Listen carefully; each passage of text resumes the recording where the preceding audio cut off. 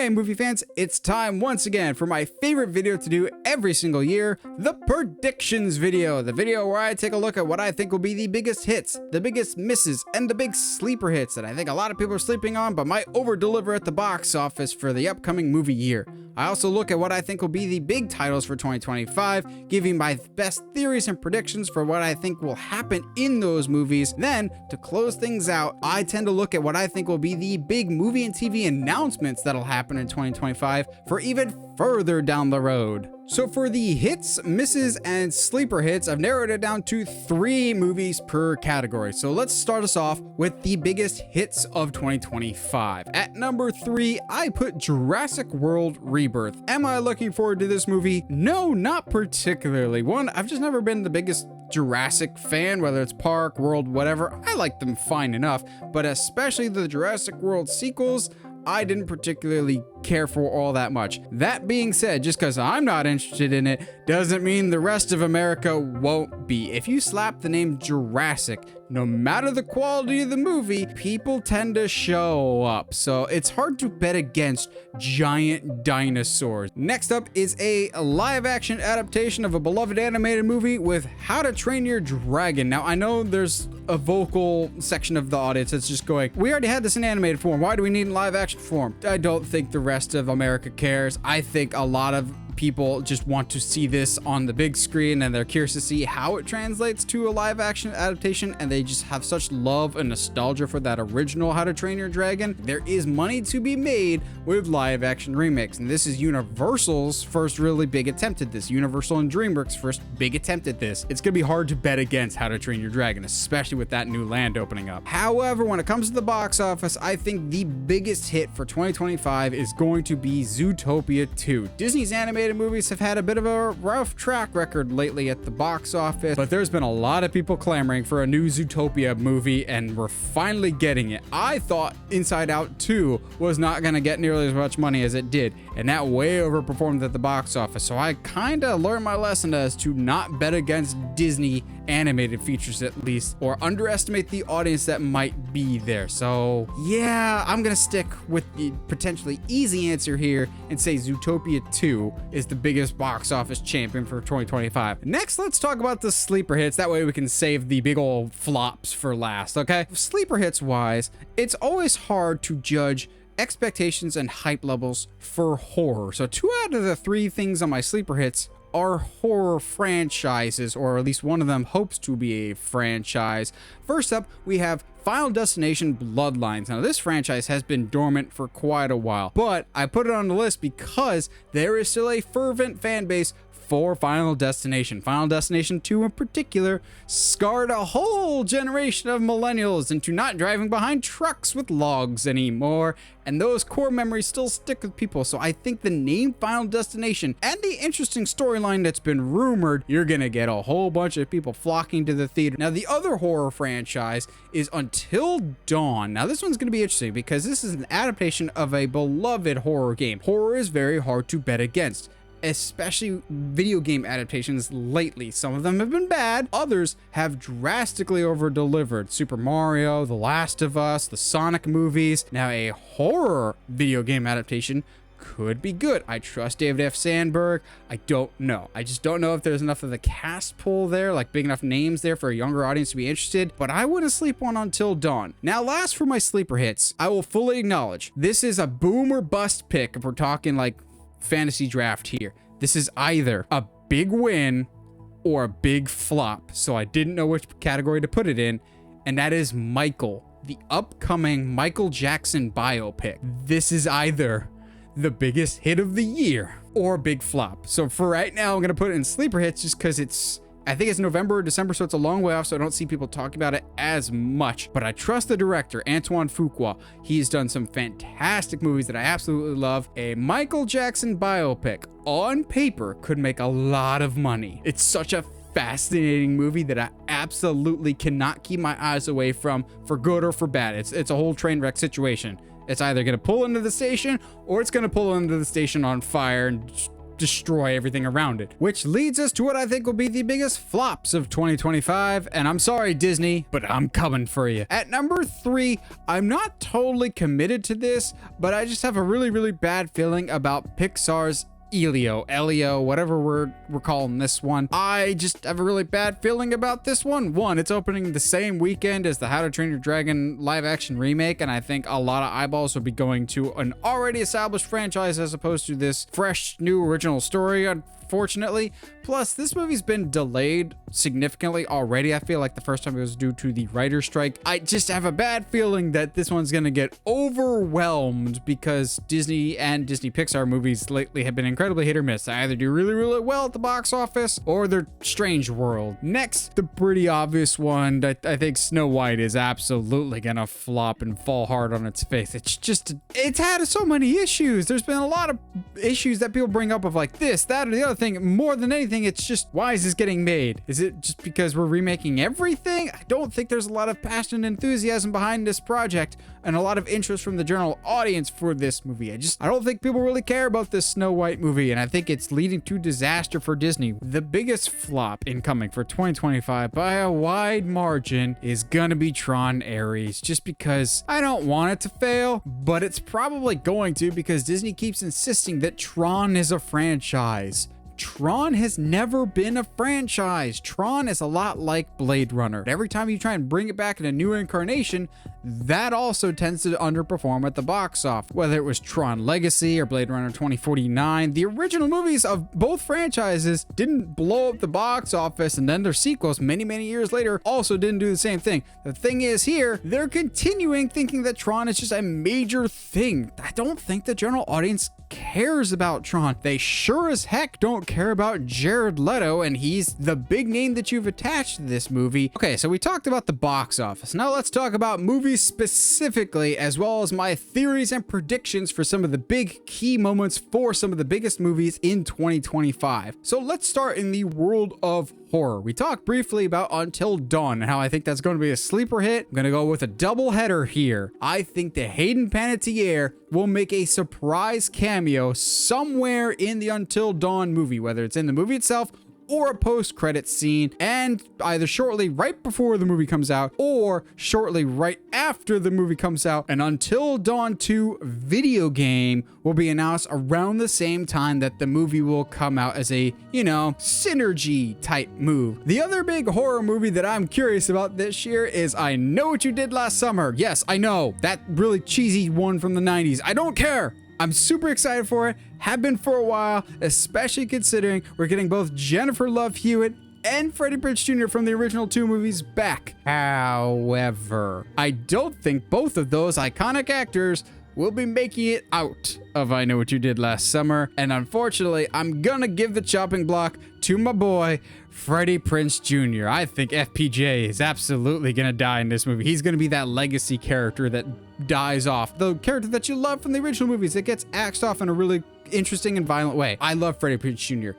and Jennifer Love Hewitt, but I don't see them both making this out of this movie alive. Transitioning out of horror, let's talk Karate Kid Legends, one of my most anticipated movies of the year, which will finally see Jackie Chan and Ralph Macchio's characters from their Karate Kid movies team up to teach a new Karate Kid. And I hate to be the bearer of bad news, Cobra Kai fans, but I'm gonna predict that this will have 0 connections to the Netflix and YouTube Red. Y'all remember the YouTube Red days? It will have 0 connections to Cobra Kai, other than the fact that Ralph Macchio is older. I don't think we're gonna get any mention of Johnny Lawrence, no mention of the Sekai Tekai, no mention of Miguel. Maybe, just maybe, we might see either one of Daniel's kids. But besides that, I think they're going to treat it like Cobra Kai didn't exist, and they're just going to go straight into this new movie and kind of pass it off as, well, a lot of people didn't see Cobra Kai. Another movie that I am super looking forward to this year is Mission Impossible: The Final Reckoning. Also, what seems to be the final Ethan Hunt Mission Impossible movie. I think we're going to kill off Ethan Hunt. Not necessarily, but you get what I mean. I think the quote-unquote final Mission Impossible will end with Ethan Hunt faking his death and more or less becoming a ghost, a man that's impossible to find, but he's still out there doing impossible missions and recruiting people from time to time. That way, if Paramount wants to rope Tom Cruise back into the franchise at any point, they can, but it kind of ends his character but doesn't definitively kill him off. So to round out the movies that are coming out in 2025, let's look at the world of comic book movies. So first of all, we got to talk about Captain America: Brave New World, the one that's kind of leaving me with the most question marks just in general. It's also the comic book movie that I'm the most worried about this year, just with the amount of reshoots that we keep hearing about and a lot of the production problems. Now, a lot of the marketing has relied on Captain America, the new Captain America, Sam Wilson, versus Harrison Ford's Red Hulk. I'm gonna say that that's not the final fight. That's just like the midway fight. I think there's bigger things at play. How often does Marvel show the big epic final fight in the trailers? Now that I say it out loud, there's probably a whole bunch of you that'll be like, well, they actually did this, this, and this. It just seems weird from a marketing perspective that you give away your big epic finale in the trailers. And if they're going with this like government espionage, Winter Soldier type story, there's gonna be some big twists and reveals, and I think there's gonna be a more elaborate, more personal finale in Brave New World. Also, what I'm hoping for and what I'm predicting is the return of Shang-Chi in the post-credits of Captain America: Brave New World, as we'll see Sam Wilson recruiting other new Avengers to join the squad to more or less set the table for Avengers Doomsday and Secret Wars. Next up on the Marvel calendar, we have the Thunderbolts. Now, like Captain America: Brave New World, I kind of get some idea what the story is from the trailers, but I still feel like they're keeping the audience in the dark, which is a good thing, but it also means I don't really have a whole lot of predictions, except when it comes to that asterisk that they keep putting over the title, which wasn't there to begin with,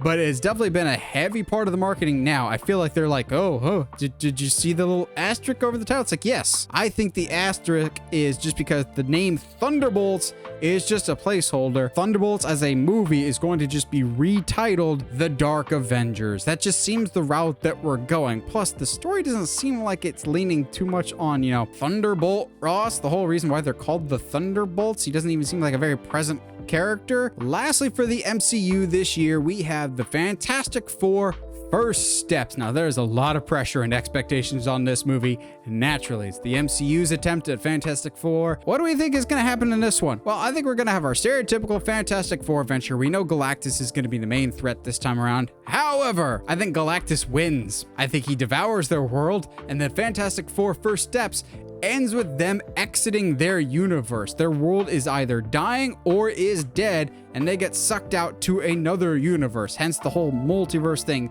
Their piece has to be added to the puzzle somehow. It seems very likely that they just have always existed in a separate universe that's going to be sucked into our universe at some point. Then, to close things out, this is just a layup, but give me it. I need an easy prediction here, and the easy prediction here is that Robert Downey Jr. shows up as a post-credit scene in Fantastic Four: First Steps. He's got to show up at some point. If he is the new Doctor Doom, and given that there's not a whole lot of other movies coming out between Fantastic Four and Avengers Doomsday, we gotta introduce him at some point, and that's just the one that makes the most sense to me. I actually wouldn't be surprised if he's in multiple scenes, not just the post-credit scene, but that's just the easiest one in the world. I need a gimme every once in a while. Just give me a free throw, give me a layup, give me an easy shot. Lastly, for our comic book movies, and the movie that I'm by far the most looking forward to in 2025, we have James Gunn's Superman. Now, I did a whole separate video breaking down my thoughts, theories, and predictions for James Gunn's Superman, but the Cliff Notes version is, I think the reason that his suit looks the way that it does, and I know some people have already poo-pooed the suit, but I don't care. I think the reason that the suit looks the way it does is because it was handmade by his mother, just like it is in the comics. And we'll hear that iconic line from Superman for All Seasons about he saves a kid and the kid goes, "Cool costume," and to which he replies, "Thanks, my mom made it for me." Story-wise, there's been some debate about what the villain will be. We know the core villain is going to be Nicholas Hoult as Lex Luthor, as it probably should be. We see Superman fighting somebody else in the trailer, someone decked out in all black.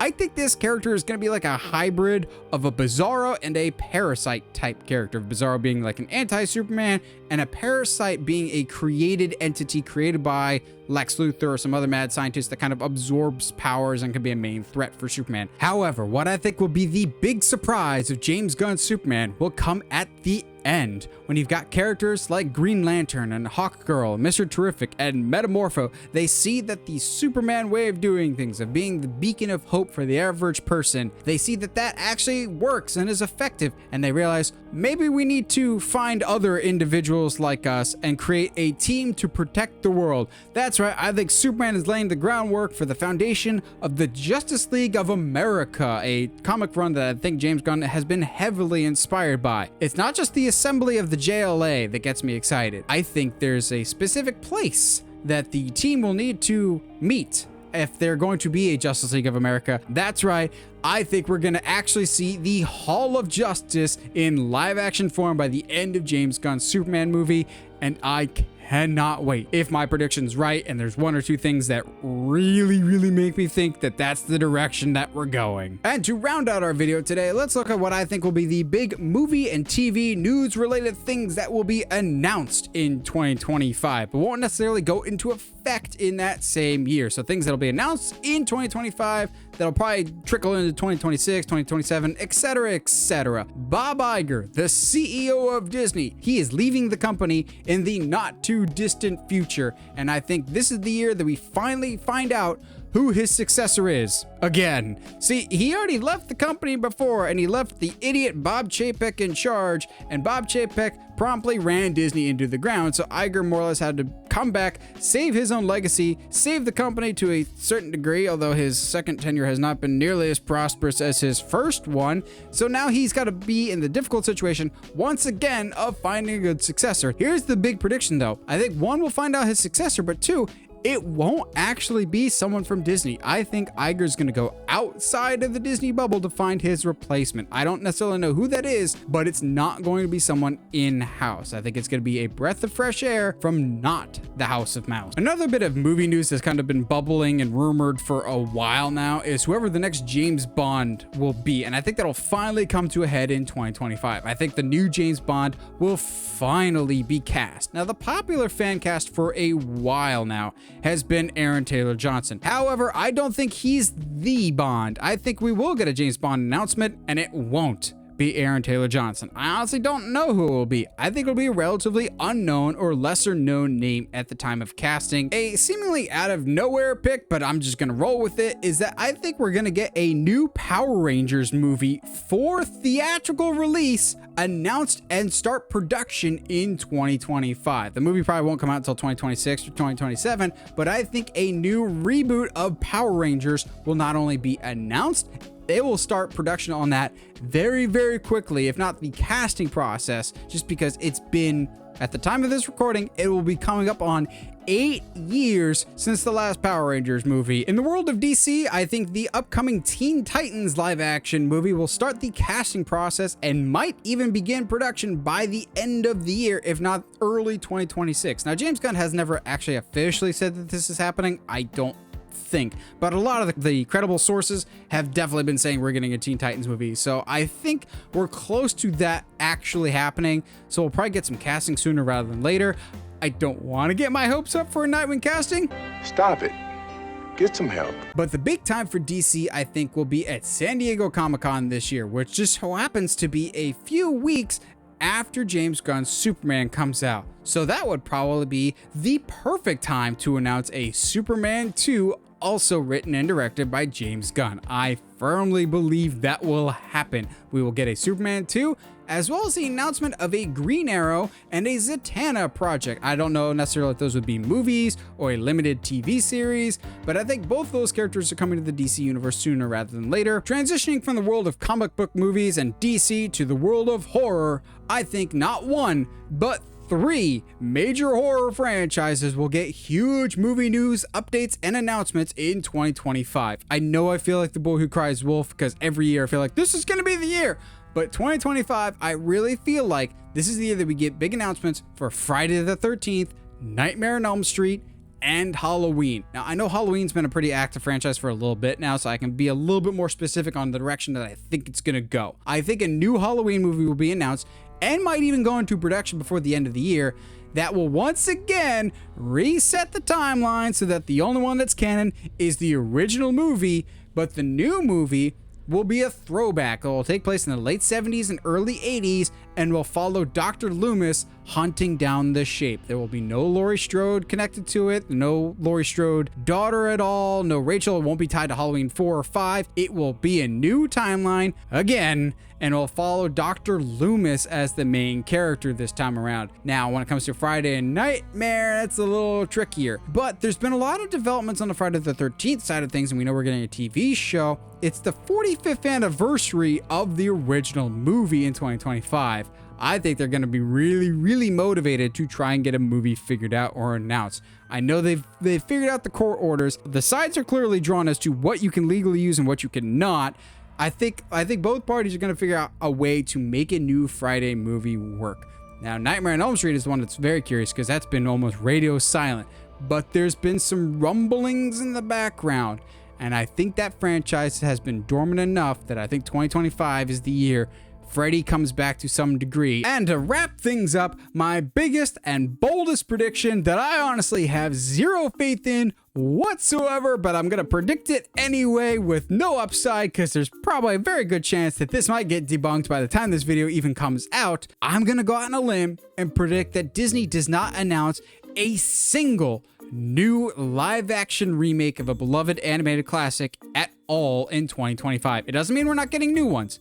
I know for a fact we're getting Tangled in the near future, but that was already announced. I don't think they're gonna announce any more new ones. I think because Snow White is gonna flop so hard, and because some other projects have been underperforming, I think they're finally gonna learn their lesson and slow their roll a little bit. I'm not saying it's going to be done completely, but 2025, they're going to be reassessing things. There's not going to be a single Disney live action remake announced officially by the company in 2025. I know it's bonkers. I don't even know if I believe it, but I'm putting it out there as my bold prediction for 2025. Well, what do you guys think? What are your big theories and predictions for the movie world in 2025? Whatever your thoughts, let me know down in the comments below. Always like hearing from you guys. And as always, if you like what you see and want to see more, subscribe to the channel. And as always, stay sharp, movie guys and gals.